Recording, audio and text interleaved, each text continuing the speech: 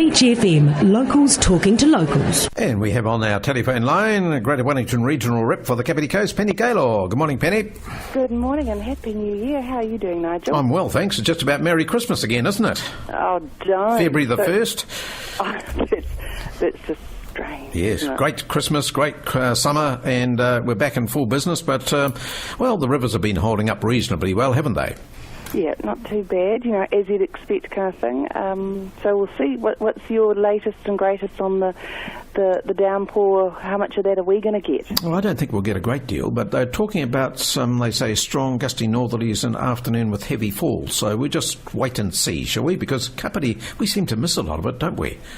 Yeah, well, it happens up in the Taruas. Yes. Then when it flows down, and then we have those freaky ones these days where they happen down on the plains.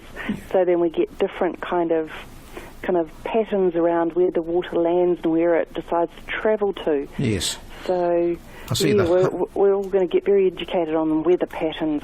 Oh, yes, we just got to adjust to it, I think, Penny. That's just the way it goes. But I see the Hutt River's got a warning out for dog owners not to let their dogs run in the river down there, bit of algae. Yeah. But that's beside the point. Now, your train systems, you folks have got a bit of a worry on your plate, haven't you? The train operators are having to have a meeting to try and iron out these problems that we're having, and they shouldn't be happening as frequently as they are, surely. Well, I think the one that happened on Tuesday, which, what a huge hassle and disruption for people. So, personally, I want to apologise to people. And so, with the Transdev fixing, or getting on to fixing the story there with the lines that were maintained by Kiwi Rail, and just, there's, I'm sure, lots of coverage about it, lots of chatter and all sorts of things flying around. But so those lines that needed to get repaired, which caused the delays on Tuesday, so they're maintained by Kiwi Rail, and so fixed and everything's running. They'll be also looking at, can they work out what caused it, so then they can therefore see how you can avoid it reoccurring.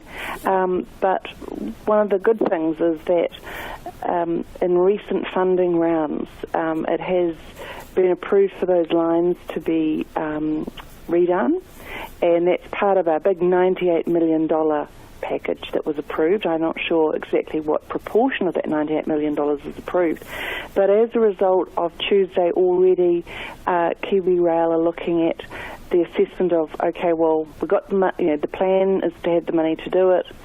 When will we do it? Actually, do we need to reorder our priorities here to get those done sooner than what they were going to be done? They were definitely going to be done, but then perhaps this is, if they find out what the cause of that actual problem was the other day, that might show them that there's a need that could be one of the top priorities, to make sure, it doesn't happen to people again. So, any day it's incredibly annoying and frustrating to people. That time of the day, on a real cooker of a day, just adds to the frustration and the annoyance factor. But, people, it's vitally important. People use our train services, much appreciate that they do. Yes, they're talking about the gantry on top of one of the units caused the problem, brought the lines down. Well, I'm just wondering, why did it bring them down? I suppose that's what's going to be investigated. Yes, that's for the technical people to tell us once they've worked that out. So that we all want to know that stuff, don't we? Sure do. Now, Greater Wellington Regional Council, are you involved much with this new development from Otaki to Levin on the expressway? Do you get involved with that, or is that outside your area? Well, we don't at Regional Council, I guess. I've kind of, because of where I've come through in terms of, the first term I did on Otaki Community Board, which is when they first announced, the peka to Otaki, and then, of course, having done 2 terms as the board councillor. And, being in Kapiti and involved in Regional Council, appreciating the impacts it has, so we certainly are very keen on all this, the developments, how they pan out, and noting that there's a lot of potential benefits in terms of economic development, that we are putting more vehicles on a road and trucks on a road, but actually our role at Regional Council is to make sure that we're improving the public transport services and keeping with that. So certainly very much of, it's not something that's off our radar at all. No, that's for sure. It's quite a big development, there's no doubt about it. All right. Now, and of course, the environmental impacts of these huge, big construction jobs are significant. And of course, Regional Council has the, that sort of involvement in terms of the behind-the-scenes stuff, really, in terms of the consenting stuff. So, in sort of various different ways, we're very involved in it.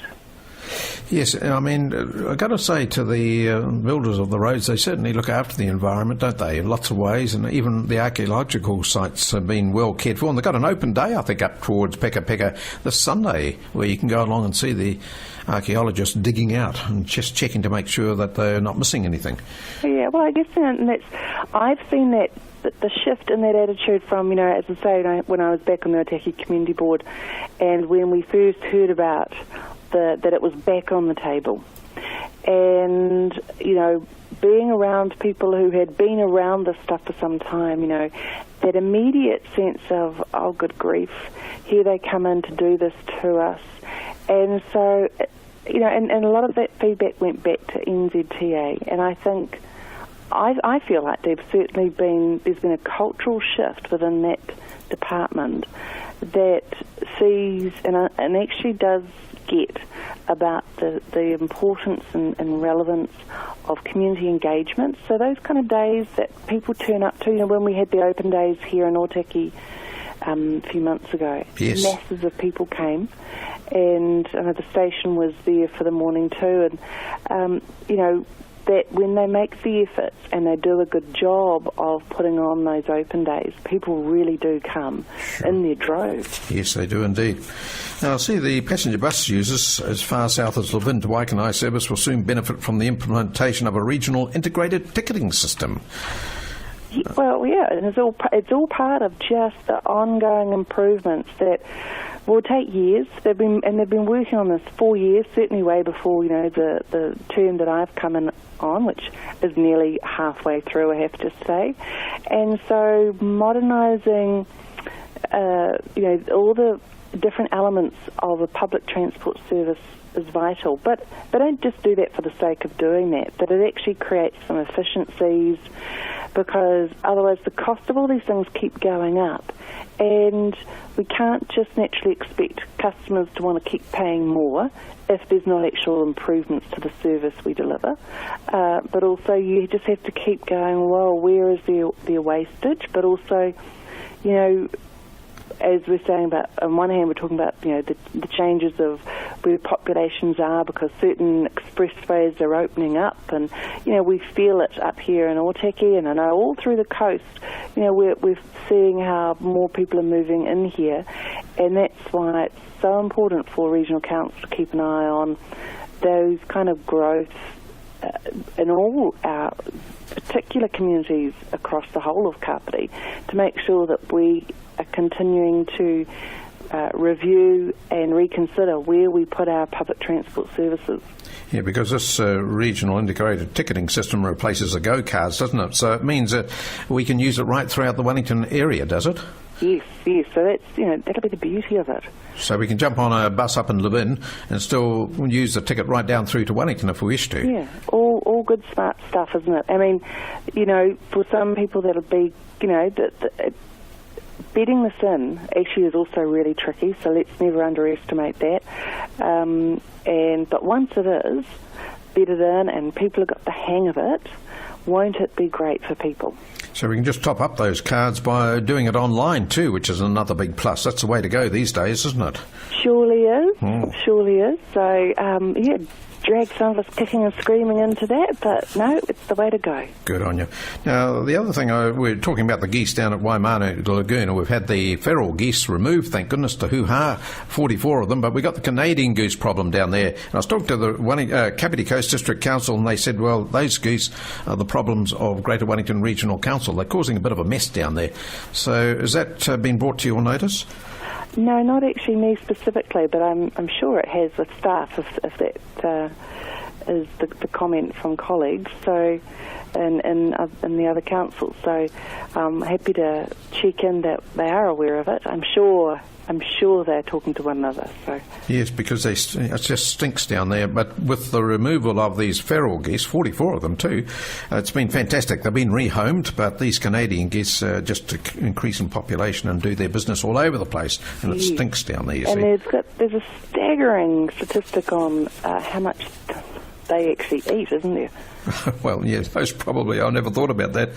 Well, I'm sure I've been told in the past something along the lines of 4 of them eat the same amount as a sheep. Oh, is that right? You think, a little old bird, but, yeah. Not at all.